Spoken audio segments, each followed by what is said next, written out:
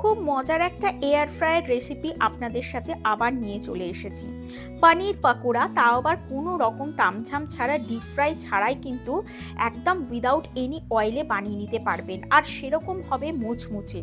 অবশ্যই এটা ট্রাই করে দেখবেন এবং অ্যামেজিং টেস্ট। আপনারা কিন্তু কাউকে না বলে বুঝতেই পারবে না যে এটা এয়ার ফ্রায়ারে একদম অয়েল ফ্রি রেসিপি।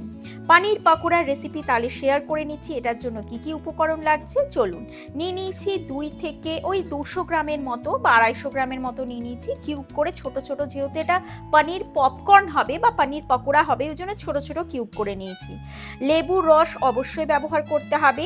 আর এখানে দেখুন আমি 2 টেবিল চামচের মতো সমস্ত পাউডারগুলো ইউজ করছি। রাইস ফ্লাওয়ার 2 টেবিল চামচ, বেসনের গুঁড়ো এখানে 2 টেবিল চামচের মতো নিয়ে নিয়েছি, ওটস পাউডার এবং কিছুটা পরিমাণ ব্রেড ক্রাম্বস বা কর্নফ্লেক্সের গুঁড়ো এখানে আপনারা ব্যবহার করতে পারবেন। অ্যারোমেটিক পাউডার এবং সমস্ত স্পাইসেস কিন্তু আমি নিয়ে নিয়েছি। আপনাদের পছন্দ মতো আপনারা অ্যাড করতে পারেন এবং স্কিপও করতে পারেন। প্রথমেই মেথডের দিকে চলে যাই আমরা।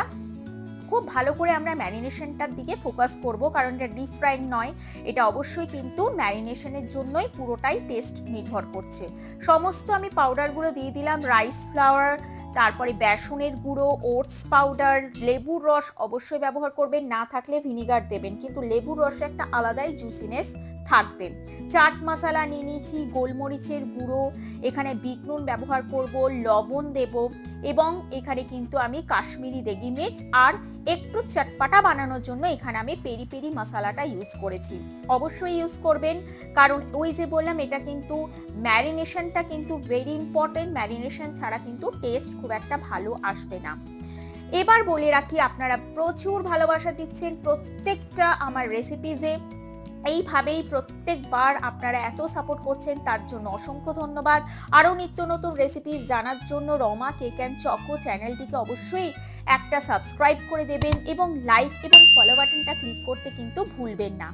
এখানে দেখুন আমি সামান্য পরিমাণ দেগি মির্চ আর লবণ দিয়েছি, হলুদ গুঁড়ো দিয়েছি। হলুদ গুঁড়ো তবে আপনারা কিন্তু চাইলে স্কিপও করতে পারবেন। আমাদের প্রত্যেকটা ইউটেন্সিলস যদি আপনাদের পছন্দ হয়ে গিয়ে থাকে, অনলাইনে সমস্ত রকমের কিন্তু অ্যামাজনের লিংক দেওয়া আছে ডেসক্রিপশনে, অবশ্যই চেক আউট করে নেবেন। কেনার সময় কিন্তু অবশ্যই আপনারা কিছুটা পরিমাণ ডিসকাউন্ট সহ আপনারা পারচেস করতে পারবেন। এবার দেখুন সামান্য পরিমাণ এখানে জল দিয়ে, কারণ এটা তো খুব ড্রাই হয়ে যাবে, ওই জন্য সামান্য পরিমাণ একটু পেস্ট টাইপ বানিয়ে নেব। সামান্য পরিমাণ জল দিয়েছি এবং ব্ল্যাক পেপার পাউডারটা দিতে ভুলে গেছিলাম, ওটাও আমি অ্যাড করে এটা মোটামুটি 1 থেকে 1.5 ঘন্টা ম্যারিনেট করে রাখবেন। যদি আপনাদের হাতে সময় কম থাকে, আধ ঘন্টা অবশ্যই ম্যারিনেট করে রাখবেন। এবার দেখুন আমি 1 to 2 টিএসপির মতো অলিভ অয়েল দিয়েছি। এটা কিন্তু পুরোপুরি অপশনাল, আপনারা চাইলে নাও দিতে পারেন বা বেক করার সময় দিতে পারেন এয়ার ফ্রায়ারে। আর এয়ার ফ্রায়ারের রেসিপি কিন্তু অবশ্যই প্রিভিয়াস রেসিপিসগুলো ফলো করবেন এবং লিঙ্কও দেওয়া আছে, আপনারা যদি এই এয়ার ফ্রায়ারটা পারচেস করতে চান অবশ্যই দিতে পারবেন। এবার দেখুন আমার মোটামুটি 1 ঘন্টা হয়ে গেছে। এবার দেখুন আমি কোটিংটা করে নিচ্ছি। এখানে আমি ব্রেড ক্রাম্বসের গুঁড়ো ব্যবহার করতে পারতাম, কিন্তু যেহেতু এটা হেলদি একটা অপশন তৈরি করব, ওই জন্য আমি কিন্তু এখানে ব্রেড ক্রাম্বসটা স্কিপ করে দিয়ে দিয়েছি কর্নফ্লেক্সের গুঁড়ো। আপনারা আপনাদের মতামত অনুযায়ী, পছন্দ অনুযায়ী ব্যবহার করতে পারেন। দেখুন আমি একটা একটা করে সমস্ত পপকর্ন কিন্তু রেডি করে নিয়েছি।